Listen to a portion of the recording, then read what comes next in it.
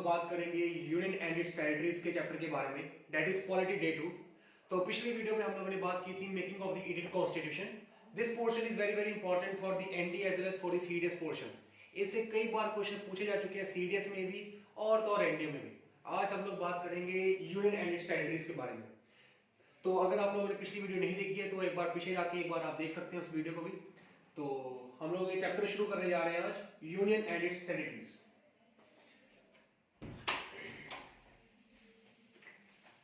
Okay, so अगर हम लोग बात करें यूनियन एंड इट्स टेरिटरीज के बारे में, हमें कुछ आर्टिकल्स हैं उनको पहले डिस्कस करना पड़ेगा। Total union and its territories के अंदर टोटल हमारे पास 4 आर्टिकल्स आते हैं। टोटल हमारे पास 4 आर्टिकल्स आते हैं जो कि हमें बताते हैं यूनियन एंड इट्स टेरिटरीज के बारे में।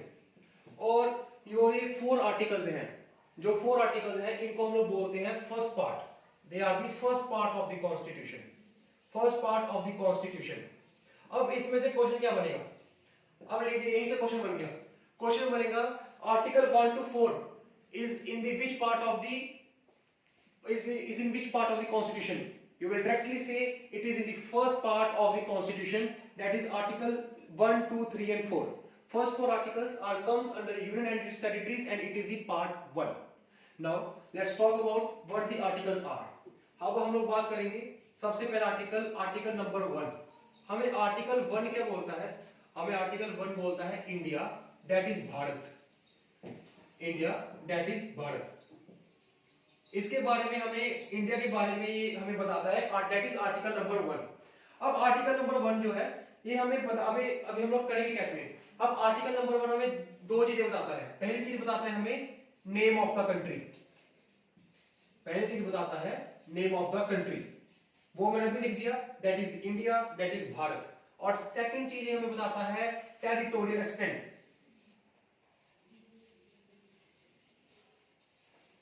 Territorial area of country.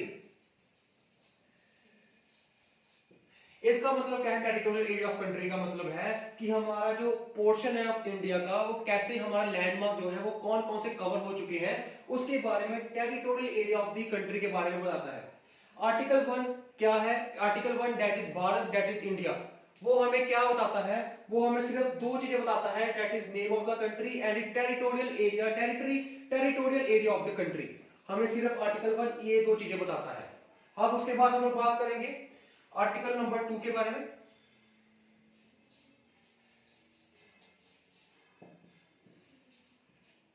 अब आर्टिकल नंबर 2 क्या हमें बताता है इसके बारे में? अब हम लोग इसकी बात करेंगे। ओके, तो आर्टिकल नंबर 2 के पास 2 पावर्स है। आर्टिकल नंबर 2 के पास क्या पावर्स है कि ये कोई भी नई स्टेट बना सकता है। कि हमारा जो मेन कॉन्स्टिट्यूशन है, जो हमारी सेंट्रल गवर्नमेंट जो दिल्ली में वर्क कर रही है, वो क्या कर सकती है? वो कोई भी न्यू स्टेट बना सकती है। They can get new state. और सेकंड चीज क्या है कि ये कोई आउटसाइड कंट्री से भी कोई ना कोई स्टेट एक्वायर कर सकते हैं। Outside country they can make new state, they can make new state। Okay, तो आर्टिकल नंबर 2 हमें बताता है कि जो हमारा इंडिया दैट इज भारत है वो क्या कर सकता है? वो कोई भी एक नई स्टेट बना सकता है। विद इन द इंडिया के अंदर वो कोई भी नई स्टेट बना सकता है। जैसे हमारे पास अभी 28 स्टेट्स हैं, तो वो कोई भी एक नई स्टेट और बना सकता है, टोटल 29 कर सकता है। और सेकंड पावर क्या दी गई है कि जो हमारा आर्टिकल नंबर 2 बोलता है कि इंडिया जो है वो आउटसाइड द कंट्री भी कोई भी स्टेट को एक्वायर कर सकता है। जैसे फॉर एग्जांपल हम ले भूटान को ले लें, तो भूटान जैसे है उसको अगर इंडिया एक्वायर करता है पूरा का पूरा, तो भूटान एक स्टेट हो जाएगा। फॉर एग्जांपल बता रहा हूं, तो इंडिया कोई भी आउटसाइड कंट्री से कोई भी अपनी एक नई स्टेट बना सकता है। That is article number 2। I hope आपने नोट कर लिया होगा।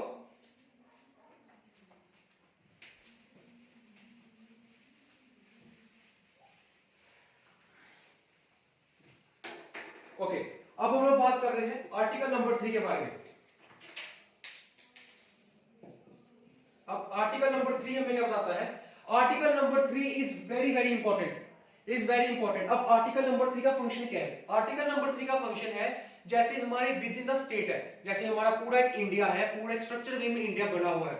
अब उसमें क्या होता है कि इंडिया के बीच में जो हमारे स्टेट्स है, डिफरेंट स्टेट्स हैं, अब उनको वो इंक्रीज भी कर सकते हैं उनकी बाउंड्रीज को और डिक्रीज भी कर सकते हैं।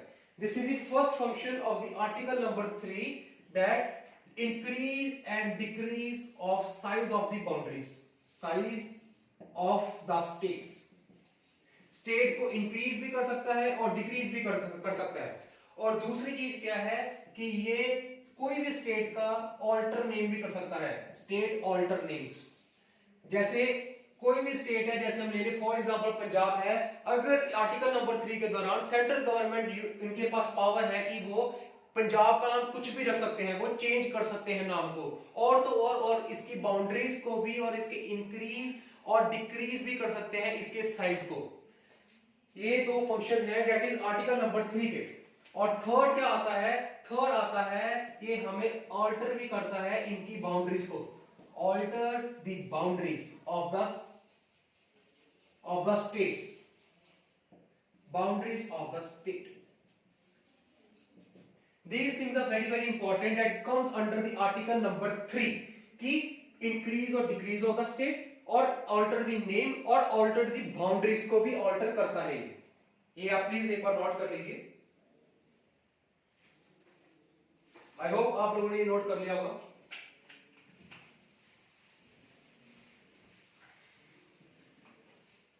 ओके, अब हम लोग बात करेंगे कि जैसे मैंने आपको बता तो दिया कि आर्टिकल नंबर 3 जो है वो कोई भी स्टेट को नहीं बना सकता है, इंक्रीज और डिक्रीज हो सकता है उसकी स्टेट में, या फिर उसकी बाउंड्रीज को ऑल्टर कर सकता है या नेम ऑल्टर कर सकता है।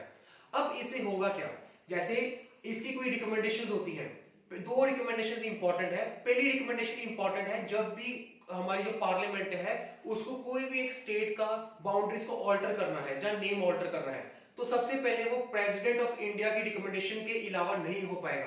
प्रेसिडेंट ऑफ इंडिया का साइन पहले चाहिए, तभी ये कार्रवाई आगे हो पाएगी।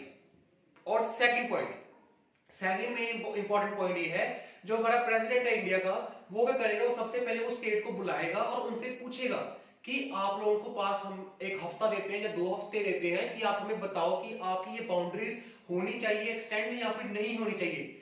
आइदर वो कुछ भी बोले, जो लेजिस्लेटिव असेंबली होती है जो अलग अलग स्टेट्स की होती है, वो कुछ भी अपना जवाब देगी हमें चाहिए या हमें नहीं चाहिए, बट पार्लियामेंट के पास ये अपना हक है according to the article number 3 कि इसे कोई भी अमेंड नहीं कर पाएगा। कि अगर उन्होंने बोला कि प्रेसिडेंट के साइन है कि हमें करना है साइज को, तो वो करेंगे, उनको कोई फर्क नहीं पड़ता कि एक पर्टिकुलर स्टेट क्या बोलेगी क्या नहीं बोलेगी, उनके पास डायरेक्ट हक है कि वो कर सकते हैं।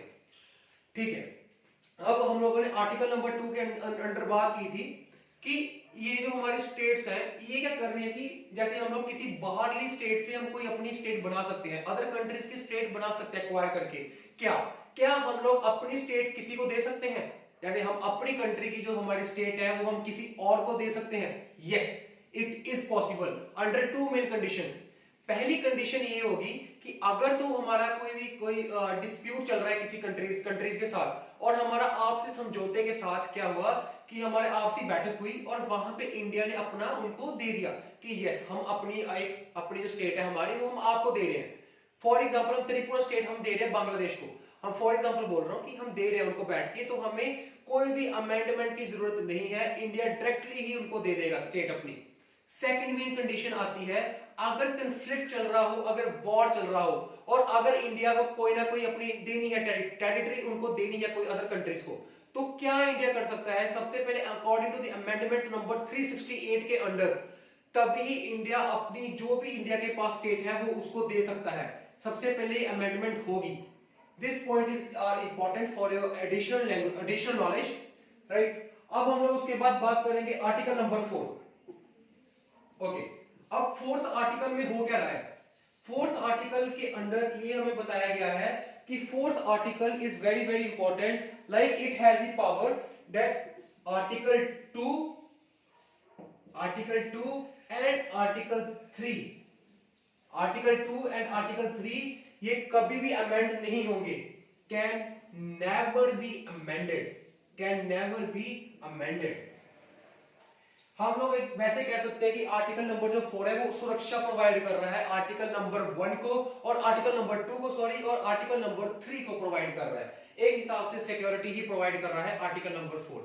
सो अभी हम लोगों ने ये 4 आर्टिकल्स बात की है, ये बहुत इंपॉर्टेंट है यूनियन एंड इट्स टेरिटरीज के पॉइंट ऑफ व्यू से। एक बार फिर से रिवाइज करेंगे। आर्टिकल 1 हमें बोलता है इंडिया, दैट इज भारत, वो हमें इंडिया का नाम बताता है और टेरिटोरियल एक्सटेंट बताता है। आर्टिकल नंबर 2 हमें बताता है कि इंडिया कैसे किसी और कंट्रीज के अपनी स्टेट बना सकता है और कैसे न्यू स्टेट्स बना सकता है विद इन द इंडिया।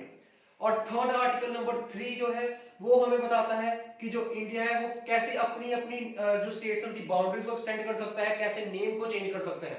और आर्टिकल नंबर 4 है जो उनकी सिक्योरिटी को प्रोवाइड कर रहा है, article number 2 and article number 3। These points are very very important. I hope आप लोगों ने ये नोट कर लिया होगा और हम लोग आगे बढ़ते हैं।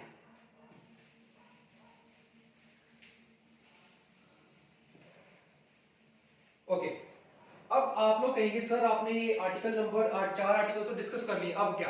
अब बेटे जो आएगा आगे वो वेरी वेरी इंपॉर्टेंट चीजें आएगी। अब आगे देखिए आप लोग कि हमें सबको पता है कि अभी इंडिया के पास टोटल 28 स्टेट्स हैं, टोटल 28 स्टेट्स हैं एंड 8 यूटीज हैं। ठीक है, दिस क्वेश्चन ये एनडीए का पीवाई की क्वेश्चन है कि India has how many states and UTs. Directly note करना 28 स्टेट्स हैं और 8 यूनियन टेरिटरीज हैं अभी इंडिया के पास। आगे पता नहीं क्या बनेगा कि स्टेट्स बनती हैं और या नहीं बनती है, वो डिपेंड करेगा। और अभी अगर हम लोग बात करें इसकी, तो इसके अंदर हुआ क्या था। अब जैसे ये आर्टिकल्स हैं, जैसे इंडिया बना है मान लीजिए, ठीक है। अब हम लोग एक बात करने जा रहे हैं कोई चीज की, जैसे एक आता है यूनियन ऑफ इंडिया, एक कंसेप्ट है यूनियन ऑफ इंडिया, ठीक है। इसके अंडर आते हैं वो स्टेट्स जो ब्रिटिश प्रोविजंस के अंडर आते थे, जो स्टेट्स ब्रिटिश प्रोविजंस के अंदर आते थे, British provisions plus princely states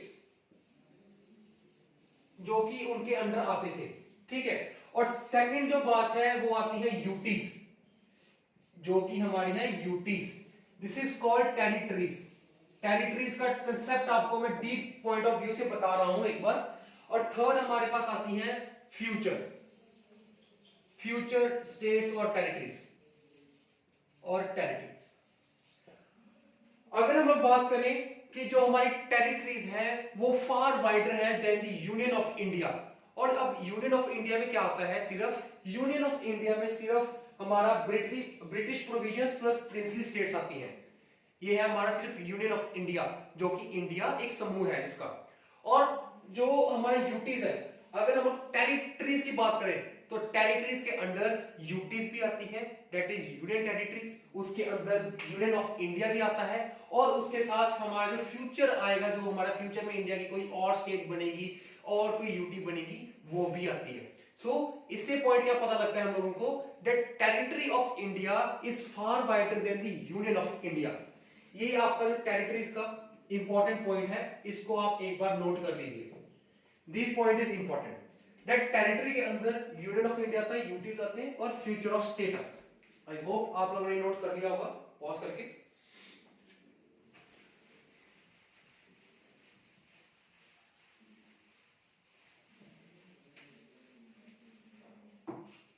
okay, अब देखिए, अब ये सब कुछ तो हो गया। अब हमारे इंडिया के अंदर कॉन्स्टिट्यूशन बन चुका है, हमारे इंडिया की हमें पता लगेगा कि इंडिया कैसे बाउंड्री सेट कर रहा है, क्या हो रहा है। अब क्या होता है कि अब जैसे ब्रिटिशर्स का तो खत्म हो गया सारा कुछ, ब्रिटिशर्स का खत्म हो चुका है, और अभी क्या था कि इंडियंस के अंदर कन्फ्लिक्ट होने शुरू हो जाते हैं। जैसे हमारा जब कहते हैं कि लिंग्विस्टिक बेसिस के ऊपर हमें चाहिए, तो उसके बाद क्या होता है कि जब इंडिया के टेरिटरी के अंदर ही कन्फ्लिक्ट स्टार्ट होने शुरू हो जाते हैं, पहला हमारे पास आती है that is Dhar mission, Dhar commission. Dhar commission जो होती है ये बहुत इंपॉर्टेंट है। अब अंडर द धार कमीशन के अंडर क्या हुआ था, उन्होंने एक प्रोविजनल लेजिस्लेटिव बनाया गया था, रीऑर्गेनाइजेशन बनाया गया था, कमेटी बनाई गई थी exactly, that is Dhar commission के अंडर क्या हुआ था कि जो हमारे कई स्टेट्स थी, बेसिकली जो साउथ स्टेट्स थी हमारी, वो हमें कह रही थी कि हमें एक अलग स्टेट चाहिए हमारी on the basis of language. Marathi कह रहे थे हमें मराठी चाहिए, तमिल वाले कह रहे थे हमें तमिल चाहिए, अलग अलग स्टेट चाहिए, और वो कह रहे थे हमें अलग स्टेट चाहिए।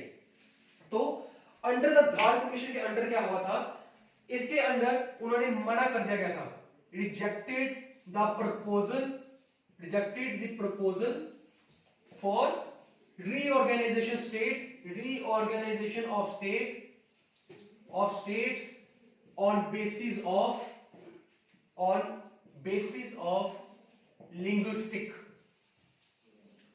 लिंग्विस्टिक के बेसिस के ऊपर इन्होंने मना कर दिया गया था कि भाई साहब नहीं होगा देश का बंटवारा। अब स्टेट्स को ऐसे डिफाइन नहीं कर पाएंगे कि जैसे हम लोग रीऑर्गेनाइजेशन ऑफ स्टेट्स कर रहे हैं कि भाई ये स्टेट इसका अगर ये लैंग्वेज है इसको लैंग्वेज के ऊपर नहीं कर पाते हम लोग।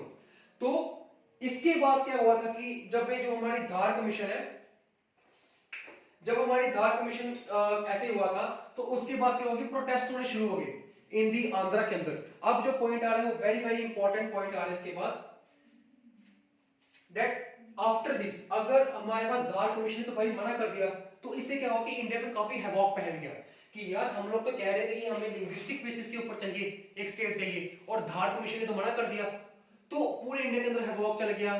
तो उसके बाद क्या हुआ कि हमारे सबसे ज्यादा इंपॉर्टेंट जो चीज है वो है Andhra state, very very important Andhra state. Andhra state and पोती श्रीरामुल्ला। अब इससे हुआ क्या था, अब आंध्रा स्टेट एंड पोती श्रीरामुल्ला, अब इससे क्या हुआ था, श्रीरामुल्ला ने, ये बहुत बड़े प्रोटेस्टर थे और ये महात्मा गांधी के सबसे नजदीकी बंदे थे। तो इन्होंने क्या, इन्होंने 56 डेज की हंगर स्ट्राइक कर दी आंध्रा में और इन्होंने बोला कि भाई हमें चाहिए, तो ये मर गए। 56 डेज की हंगर स्ट्राइक के बाद जब ये मर गए उसके बाद गवर्नमेंट ने मान लिया कि भाई अगर ये तो बहुत बड़ी बात, अगर ये मर चुके हैं, बहुत बड़े लीडर थे ये। तो उसके बाद क्या हुआ कि फर्स्ट लिंग्विस्टिक स्टेट बनी थी हमारी, first linguistic state that is Andhra Pradesh, Andhra बनी थी। उसमें क्या हुआ था कि हमारे मराठीज को अलग कर दिया गया था और इन पीपल्स को अलग कर दिया गया था, ये चीज हो गई थी। अब उसके बाद क्या था, उसके बाद हमारे पास जेवीपी कमेटी है। जब धार कमीशन ने तो मना कर दिया कि हम लोग नहीं करेंगे इन दी मंथ ऑफ दिसंबर में, उसके बाद हमारी धार कमीशन के बाद कमेटी बनती है जेवीपी कमेटी। वैसे ये कमेटीज नहीं पूछी जाएंगी आप लोगों से, बट फिर भी आप एक्स्ट्रा नॉलेज के लिए याद रख लो। जेवीपी कमेटी बनाई गई थी और उन्होंने भी रिजेक्ट कर दिया गया था कि reorganisation of state will not be there on the basis of linguistic. उन्होंने साफ मना कर दिया था कि भाई ऐसा नहीं होगा कि हम लोग बनाएंगे।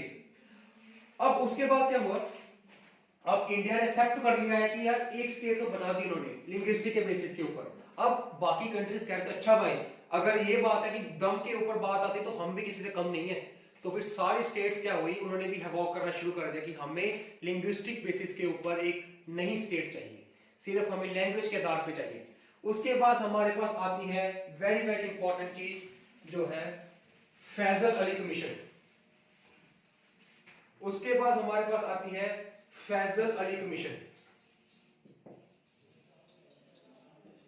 अब फैजल अली कमीशन क्या बोलती है, फैजल अली कमीशन बोलती है कि ठीक है हम मान सकते हैं कि हम लोग क्या करेंगे कि इनको स्टेट्स के, इनको डिफरेंट लैंग्वेज के आधार पर स्टेट्स बांट सकते हैं, बट हम लोग ऐसा नहीं कभी कहेंगे कि one state is equal to one linguistic, कि एक लिंग्विस्टिक के ऊपर सिर्फ एक ही लैंग्वेज का अधिकार है, ये हम नहीं कह सकते हैं।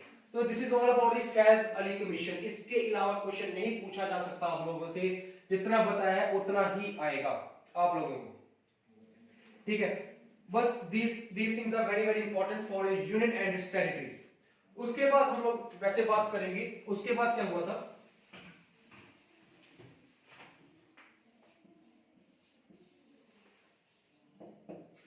ओके अब उसके बाद क्या हुआ था कि उसके बाद जब फैजल अली कमीशन खत्म हो गई उसके बाद इन 1960 के अंदर, very very important points mark कर लो, इन 1960 के अंदर जो हमारा बॉम्बे था उसको दो प्रकार में बांट दिया गया था। Bombay was transferred in two parts, that is Maharashtra and Gujarat. Maharashtra और गुजरात के बेसिस के ऊपर इसको बांटा गया था इन 1960 के अंडर, इसको बांट दिया गया था।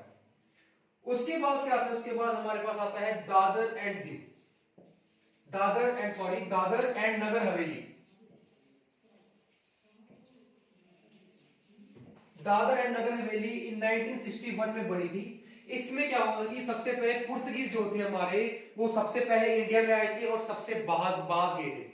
तो इन 1954 के अंडर क्या हुआ था, जो पुर्तगीज थे हमारे, उन्होंने इंडिया को छोड़ दिया था, इन 1954 में छोड़ दिया था दमन एंड इसको, दादर एंड नगर हवेली को। अब हुआ क्या था कि पुर्तगीज तो बैठे थे और नेहरू जी बोलते हैं कि भाई सारे तो चले गए छोड़ के, आप नहीं जाना चाहते क्या, तो पड़ेगा आपको भारी। तो इन्होंने सोचा कि ठीक है हम लीव कर देते हैं इसको। तो उसके बाद क्या हुआ था कि इस स्टेट को यूटी में कन्वर्ट किया गया था बाय द इंडिया, यूटी में कन्वर्ट हो गया था बाय द एनेक्सेशन, इसलिए इसको एनेक्सेशन बोलते हैं कि हम लोगों ने इसको यूटी के अंडर ही हमारा आ चुका है। और दादरा एंड नगर हवेली इन 1961 में आ गया था। और अगर हम लोग बात करें, और उसके बाद हम बात करते हैं भी Goa and Daman, Goa and Daman Diu. Basically जो पुर्तगीज हमारे थे उनका मेन 3 स्टेट्स के, मेनली 3 जगह पे अधिकार था बहुत ज्यादा। एक था गोवा के ऊपर, और एक था दमन एंड दीव के ऊपर, एक था दादरा एंड नगर हवेली के ऊपर। अब दादरा एंड नगर हवेली से तो उनको निकाल दिया, अब गोवा और दमन एंड दीव उनके पास ही था अभी भी। फिर नेहरू जी बोलते हैं भाई प्यार से समझा दिया है, अब लाठी बजेगी आपके। तो वो लोग क्या करते हैं, वो लोग भाग जाते हैं यहां से भी, Goa and Daman and Diu के ऊपर। तो उसके बाद क्या होता है, जो हमारा दमन एंड दीव है, India quite 3 territories by the police action के द्वारा से ये इंडिया एनेक्स करता है इन तीनों चीजों को, ठीक है। और later in 1987 Goa was separated, Goa was separated, Goa को सेपरेट किया जाता है, ठीक है। और इस लेक्चर में यूनियन एंड इट्स टेरिटरीज में बस यही कुछ आएगा इंडियन सीडीएस के पोर्शन के व्यू में। आगे तो बहुत चीजें, जैसे सिक्किम कैसे बना, ये स्टेट्स कैसे बनी है, कब बनी थी, उसके डीप हम लोग जाएंगे नहीं, क्योंकि इतना कुछ आता नहीं है एनडी और सीडीएस में। ये इस लेवल के लिए सिर्फ इतना बहुत है जितना आपको बताया गया है। फिर से अगर हम लोग रिवाइज करें इस टॉपिक को जो हमने पढ़ा है आज, आर्टिकल 1, आर्टिकल 2, आर्टिकल 3 और आर्टिकल 4 ही सिर्फ इंपॉर्टेंट है। इसके अलावा आपसे एक भी क्वेश्चन नहीं पूछा जाएगा, जितना बताया उतना नोट कर लीजिए, उसके बाद कुछ नहीं आएगा। और आपको सिर्फ मैं एक शायरी बोलूंगा, हमें कोई मिटा दे इस जमाने में दम नहीं, जमाना हमसे है हम जमाने से नहीं। भाई लगे रहो, मेहनत करते रहो, फेलियर्स के बाद भी लगे रहो, एक ना एक दिन सक्सेस आएगी, पक्का है। तो जय हिंद सभी को।